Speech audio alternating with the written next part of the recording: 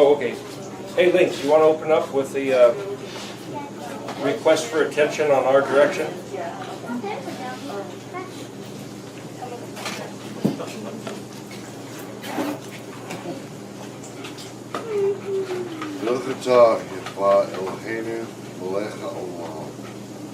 We thank you, Abba, for this opportunity for each of us to come here and spend time fellowshipping together and learning more about your sacred language. We ask that you would open our hearts and our minds to receive what we're about to hear. We ask that you would bless those who are on their way here. Give them mercy, travel mercy, your hedge of protection. We ask that you would suspend the weather from interfering with this, that you would put Hasatan on a leash according to your will, the authority of your Son, Yeshua. Amen. You're in there. So again, just so you all know, in putting these recordings up, so that you guys can have access or share it with anybody else or make copies or edit, read down into little pieces and put them up on your own YouTube sites or whatever you want to do. So you're going to put this up on your YouTube site? On our 21st century Exodus. You want to write the address of that on here so that people can know how to access it? And I'll put up, just for what it's worth, I'll put up 3 different sites that I know, YouTube sites where I know other talks are at. I'll just write here and I'll erase it. These are YouTube. Mountain Air has an E at the end and the digit number 7. No spaces. Another one is Brady House.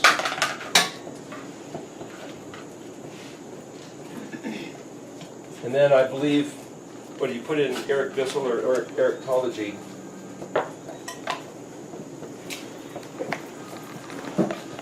Can you read that? Yeah, I can't.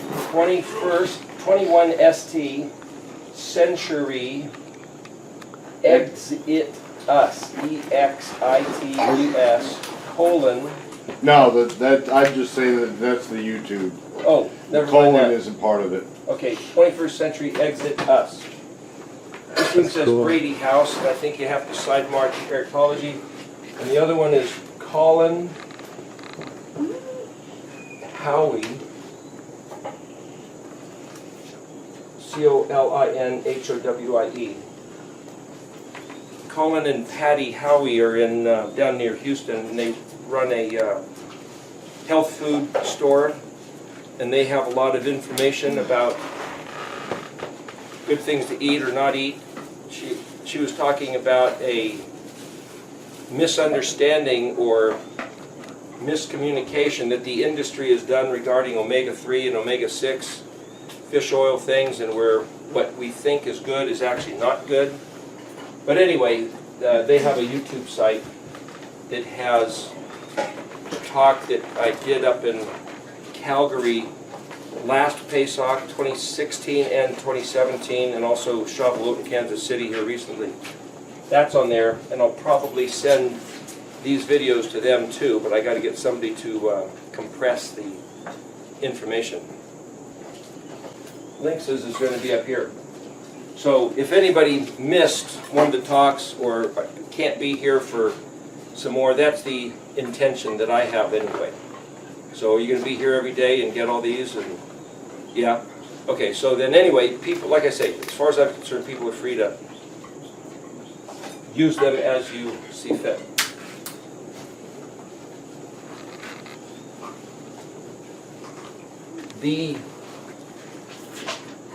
There's a word in the book of Leviticus. The first word that's in the book of Leviticus is spelled Vav, Yod, Kuf, Resh, and then it's kind of an interesting, it's got a little tiny aleph.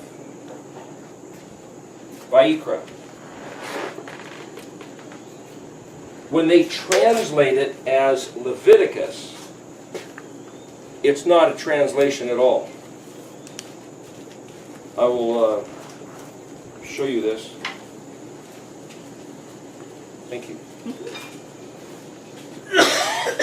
If you get different Tanakhs, the publishers might have written things differently. This particular Tanakh is called Stones. It's made by Art Scroll. And I happen to like the way it lays out on the page, English and Hebrew. Can you see this first word there? Does that show up? Wait, let me zoom. It's got that little tiny aleph there. Oh, not so much. The No. autofocus is kind of... Autofocus is messed up on it. Oh, there it is. Oh, Okay, anyway. now you. Okay. The point is this. I had it just when you left. It's all right. It's there. Nobody really knows why there are certain anomalies in the text. Anomalies meaning a little tiny letter, or sometimes a big giant letter, like the first letter in the scripture, Bereshit, is in the large letter bet. And sometimes letters are upside down. Sometimes there's dots above the letters. Monty Judah did a talk 15 years ago or so called the jots and tittles.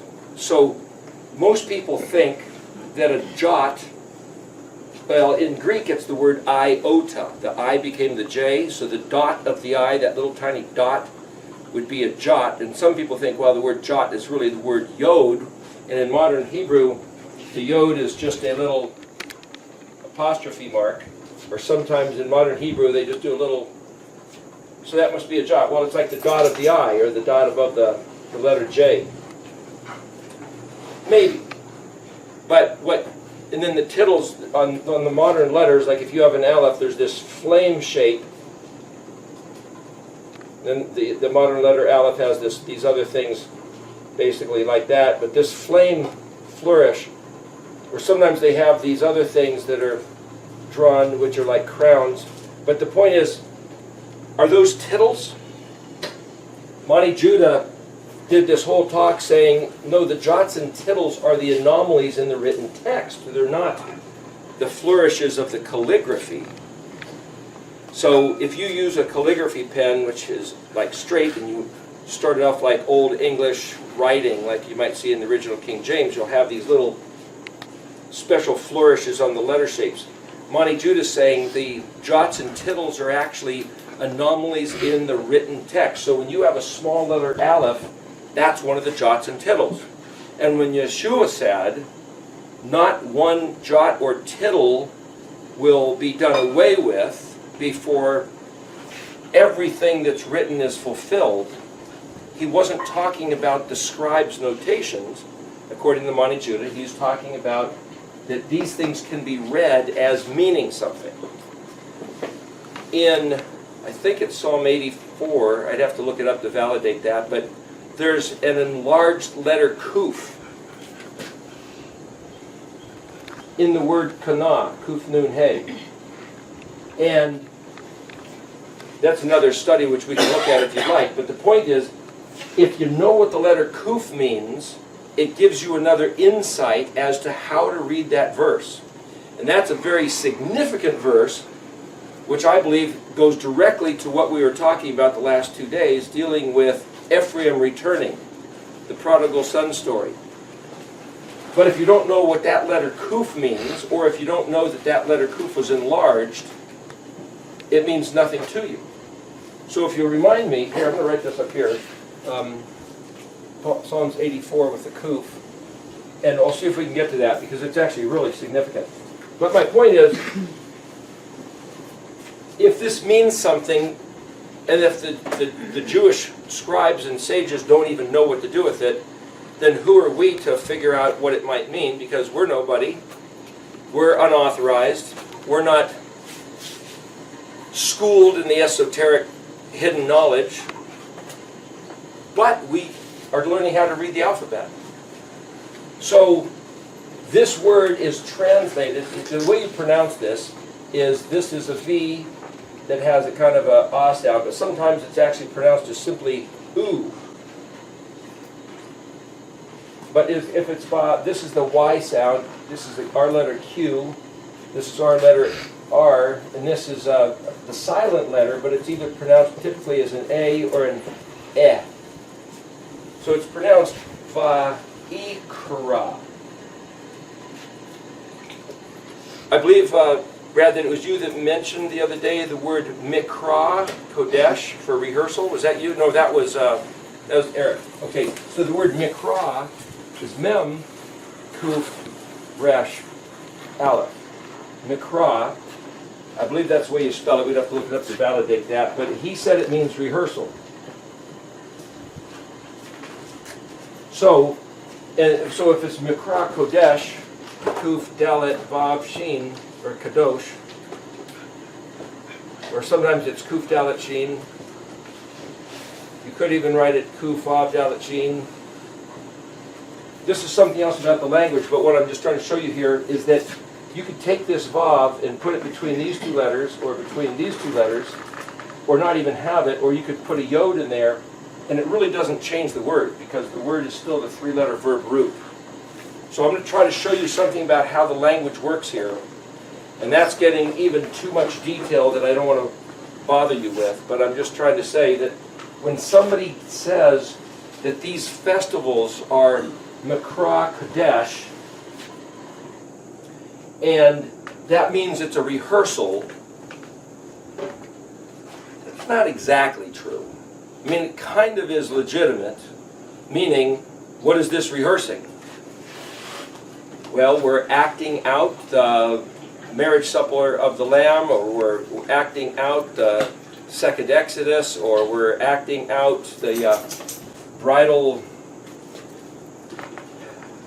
processional, 10 virgins, the 10 bridesmaids story. What I'm trying to say is that there's something about reading the word to figure out what the word means. And if you just look at the dictionary and say, oh, this is translated rehearsal because I heard Michael Root say that or somebody else say that, then it's like, well, you get a bit of an understanding, but that's not really what it's about. If you look in the dictionary, you'll see that when something starts with the letter mem, it basically means a place, which is to say a location, or an occasion, or it's also turning something into a tool of use, you might say. So for example, I can say there's this word that means to know something. Okay, knowing something, that's not an object. But knowledge becomes an object. But knowledge isn't really an object, but it becomes a noun. So it's this immaterial noun. To put the letter mem in front of something turns it into an immaterial noun, like knowledge, wisdom, understanding, those types of things.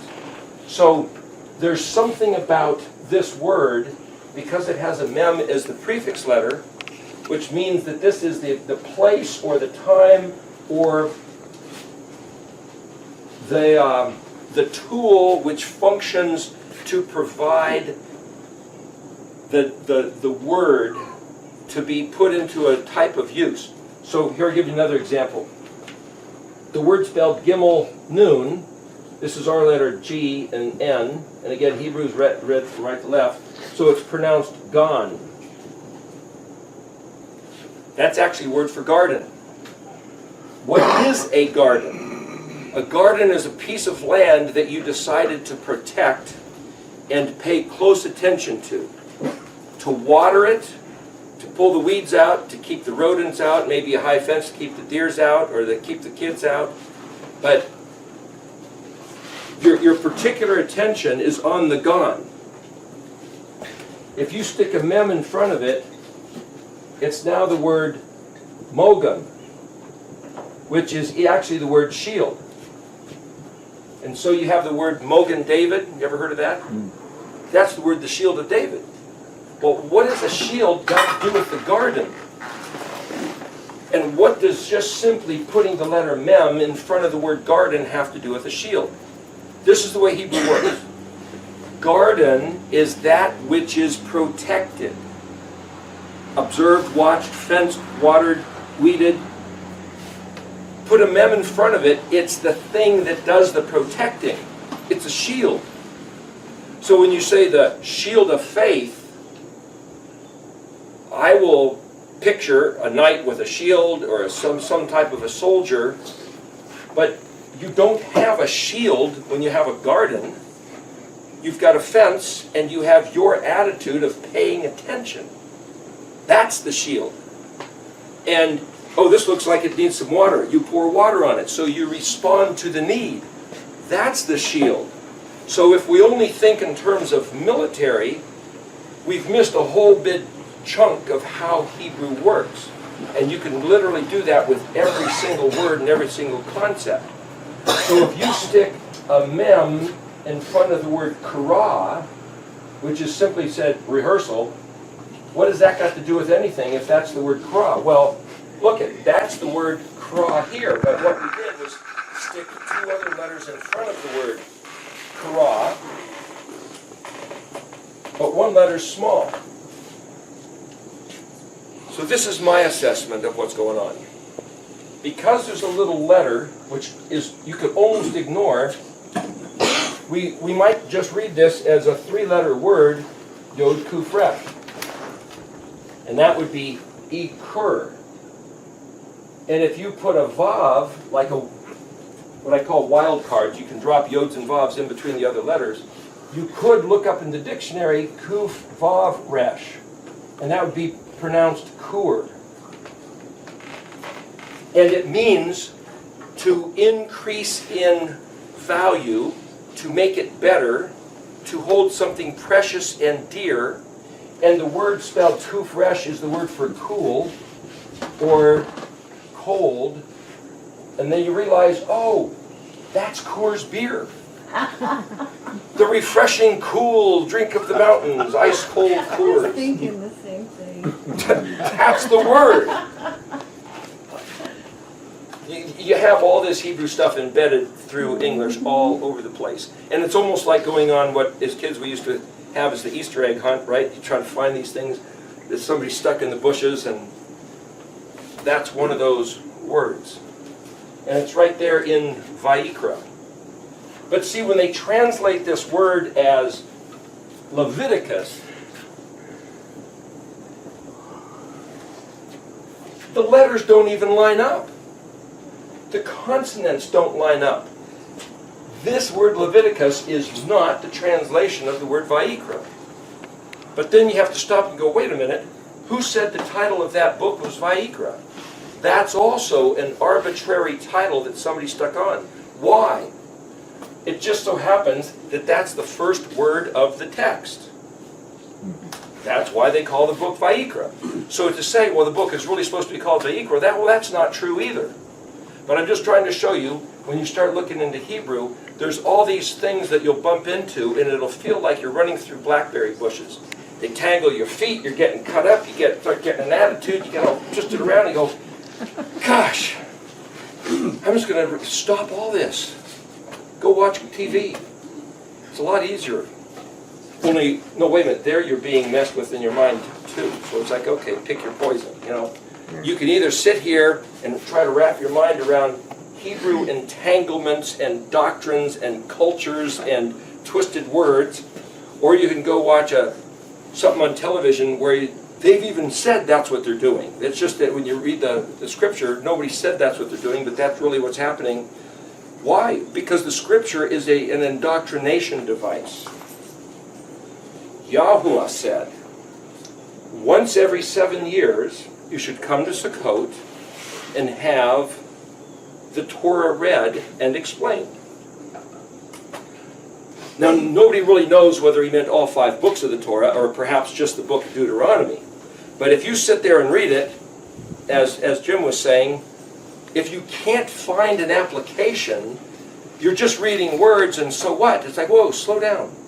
And if somebody says, yeah, well, no, we got to get through and read all 5 books during Sukkot. And I've been at some Sukkots, and I'm not putting it down, I'm just letting you know. I've been at some Sukkots where, okay, they're going to have people stay up all night And somebody is going to be sitting there reading the Torah in English, but they'll sit there and start at Genesis 1, and they're going to be going, and they'll take turns reading, and you can come and sit there and listen, and then go do whatever else you're doing, and somebody will be sitting there reading, and that way, it's like, hey, we read the whole Torah from Genesis to Deuteronomy during this 7-day period. It's like, great.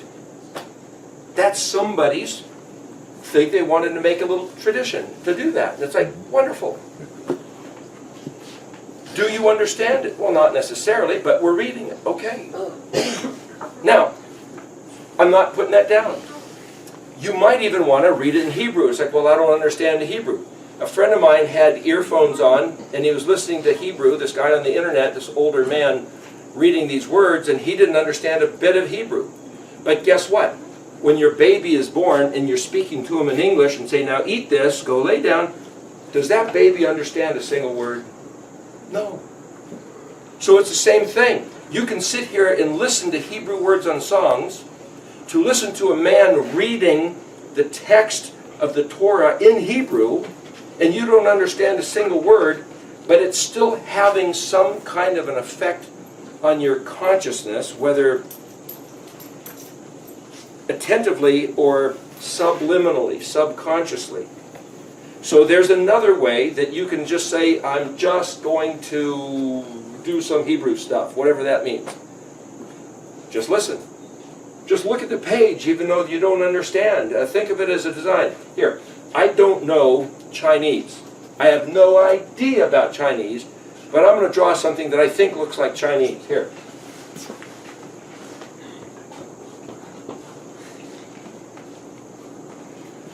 Do you know what that means? I have no idea. I just invented it. But I might have said, to be or not to be. That is the question. That's the zoom. But some people buy things with our pieces of wood or paintings that hang on the wall that have Oriental writings just because they think it looks cool. So a lot of people buy stuff with Hebrew written on it just because they think it looks cool. That's okay. Except I've also heard that some artists who are into occult practices do art and make objects, and they write things because they're very intentionally casting spells. And then when they sell them as trinkets or artifacts or art, and you stick one of these things on your wall in your house, you think, hey, look, I got a pretty interesting thing. It's like, yeah, but you're also opening the door to demonic infiltration into your house to start causing some havoc, and you don't even know the source. I've heard numerous stories over the years of that kind of thing happening. Why do they call it casting spells?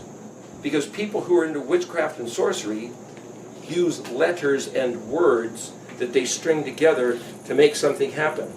And from what I have heard, they use different languages, Celtic runes, Nordic ogams, Greek, but the most powerful of all is Hebrew. Powerful Hebrew? They have effect. They have effect to string together words and letters in Hebrew, because the people who do stuff that's witchcraft and sorcery, something happens. But Yahweh said to us, Israel, his people, have nothing to do with sorcery and witchcraft, necromancy, conjuring the dead. Nothing to do with that. Well, if you can put words together, if that's sorcery, then why am I talking about putting words together? There's another word, Kabbalah. Avi Ben Mordecai did a book a number of years ago, 3 books, Messiah 1, Messiah 2, Messiah 3. He pulled it off the market after a while. I don't know what's going on with that. But he said in there that there is what he called a white Kabbalah, a black Kabbalah. Is that the same thing as saying white witchcraft and black witchcraft? It's still witchcraft. I don't know. And I'm not even making any comment about that. I'm just bringing to your attention what he said. But in this book, Messiah 3, which was, you might say, heavily or deeply esoteric, which is like, oh, now we're getting into the stuff. He was saying, hey, this is just reading Yahweh's words. It has nothing to do with anything occult. What does occult even mean? If I was to write the word ocular, does anybody know what that word means? 1C. What? 1C. 1C. Having to do with vision? Vision. You go to the eye doctor. It's just ocular. So the word occult, O-C-C-U-L-T, ocul, it's the same root. It's the same thing. It has to do with what you see or what you don't see. So when you deal with the realm of demons and angels, in our environment, we can't see them. So technically, even talking about your guardian angel is occult. It's invisible to us. It's the reality of the world that we just can't see. However, in our culture, 2017 here, this word occult has derived a common use to mean the dark side, the satanic stuff. And so if you're a good, believing, Christian, normal person, you want nothing to do with anything occult. But the word demon used to mean even the good angels. Now we have a distinction. You've got demons and angels. So the demons are the bad guys, the angels are the good guys. It didn't used to be that way. So language changes, language evolves. And yesterday, I mentioned the word garbage, and Eric said, hey, what do you mean by garbage? It's like, okay, let me describe what I think of as garbage. And he says, hey, in this state, we don't think of garbage that way. And I said, you know, in Oregon, every little piece of garbage is recyclable. For example, give me another thing along those same lines.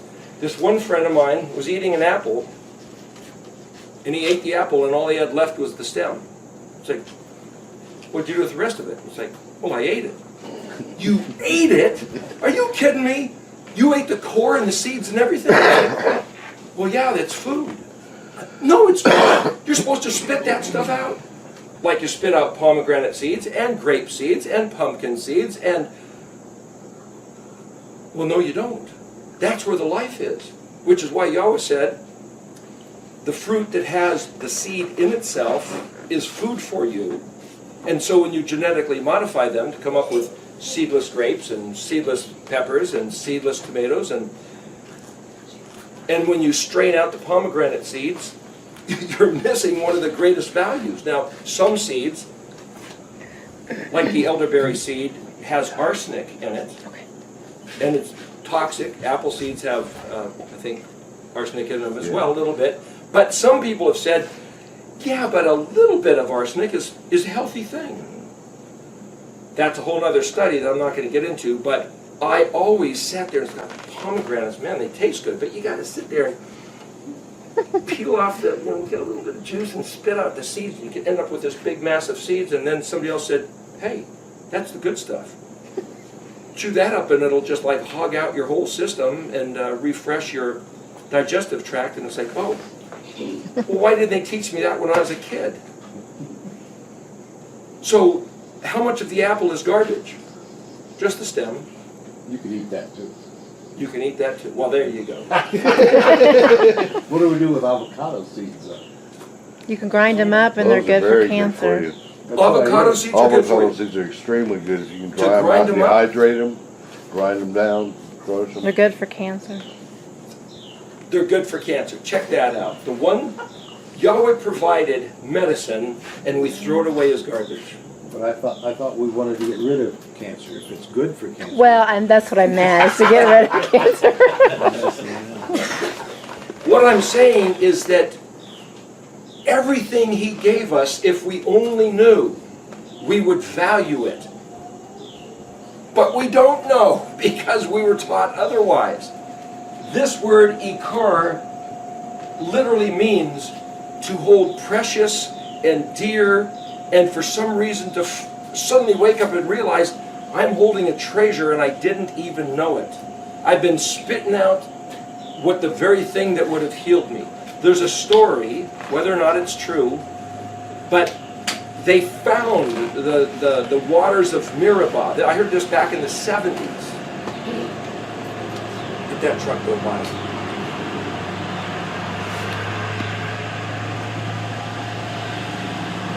When the Israelites were taken out of Egypt, they were slaves and they had to eat certain stuff and couldn't eat other stuff.